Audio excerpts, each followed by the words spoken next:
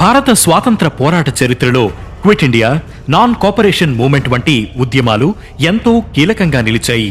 అయితే వీటన్నిటికంటే ముందు 1857లో జరిగిన తిరుగుబాటు ప్రత్యేకంగా నిలిచిపోయింది. ఎందరో వీరులు ఈ తిరుగుబాటులో ప్రాణత్యాగం చేశారు. అందులో గంగాదిన్ మెహతర్ ఒకరు.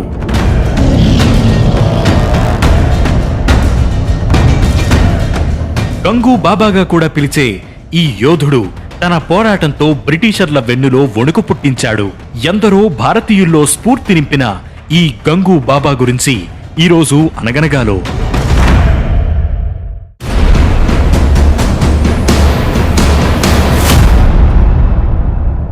ఉత్తరప్రదేశ్లోని కాన్పూర్ సమీపంలోని బిధూర్ గ్రామంలో ఓ పేద దళిత కుటుంబంలో గంగు బాబా జన్మించారు.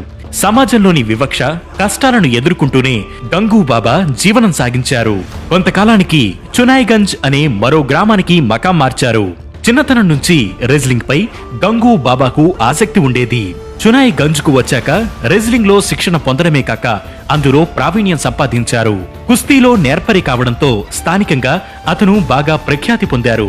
అయితే స్వాతంత్ర పోరాటంలో ఆయన ఎంట్రీ మాత్రం నానాసాహెబ్ తిరుగుబాటు ప్రారంభించాకే జరిగింది. బ్రిటిషర్లపై తిరుగుబాటుకు సన్నాహాలు చేస్తున్న నానాసాహెబ్ ఓసారి అడవి మీదుగా వెళ్తుండగా భుజంపై ఓ పులి కలేపరంతో వెళ్తున్న గంగు బాబాని చూసి ఆశ్చర్యపోయారు. సునాయాసంగా ఎలాంటి ఆయుధాలు లేకుండా ఓ పులిని చంపి దానిని భుజాన వేసుకుని వెళ్తున్న గంగు బాబా వీరత్వానికి ఫిదా అయ్యి తన సైన్యంలో చేరమని కోరతాడు. ఇందుకు గంగు బాబా సంతోషంగా అంగీకరిస్తాడు. 1857 జూలై 19 అప్పటి వరకు ఓ కుస్తీ వీరుడుగానే గంగు బాబాని చూసిన ప్రజలకు ఆ రోజు మరో కొత్త కోణం కనిపించింది. బ్రిటిష్ సేనలు బీదూర్లోని నానాసాహెబ్ కోటను ఆక్రమించేందుకు ప్రయత్నించగా నానాసాహెబ్ సేనలు అడ్డుకున్నాయి. ఈ క్రమంలో గంగు బాబా వీరోచితంగా పోరాడాడు. అది పోరాటం కంటే తాండవం ఆడాడనే చెప్పాలి. దొరికిన వాడిని దొరికినట్టు తెగనరుకుతూ చీల్చి చెండాడాడు. 150 మందికి పైగా బ్రిటిషర్లను మట్టుపెట్టడంతో తెల్ల దొరల సేనలు వణికిపోయాయి. బ్రిటిషర్లపై గంగు బాబా చేసిన ఆ పోరాటం చరిత్రలో నిలిచిపోయింది.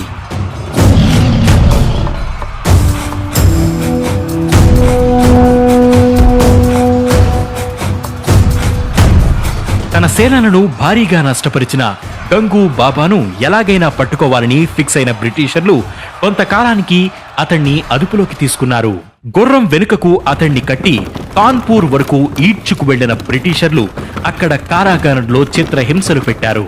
1859 సెప్టెంబర్ 8న గంగు బాబాను బహిరంగంగా ఉరితీశారు.